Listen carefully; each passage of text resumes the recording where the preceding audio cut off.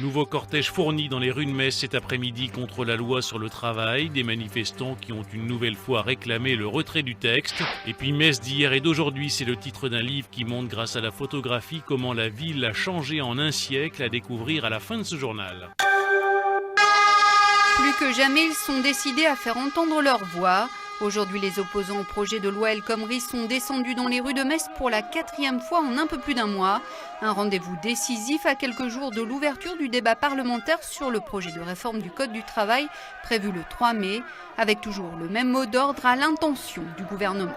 Retrait pur et simple de la loi El Khomri et retrait de toutes les lois qui sont dans la stratégie du gouvernement qui tentent à faire diminuer le coût du travail. Ça suffit. Aujourd'hui, l'argent doit être dans les poches de ceux qui le produisent, donc des salariés, pour qu'ils consomment, pour qu'ils développent l'emploi, pour qu'ils fassent avancer les choses. Même si nous sommes retraités, on ne peut pas permettre, disons, à une loi comme celle-ci de passer parce qu'on sait très bien qu'après, le contre-coup arrive aussi, se répercute au niveau des retraites. Vous êtes choqué par l'attitude de ce gouvernement ? Oui, absolument. Il est décevant.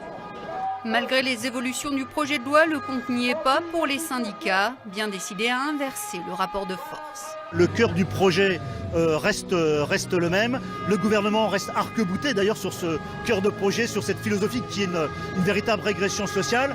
Je pense qu'aujourd'hui, il faut qu'on réussisse à cristalliser, à construire autour du mécontentement qui existe, un mouvement massif de grève. Cet après-midi, ils étaient 1800 dans les rues de Metz selon la police, 2000 à 2500 selon les syndicats.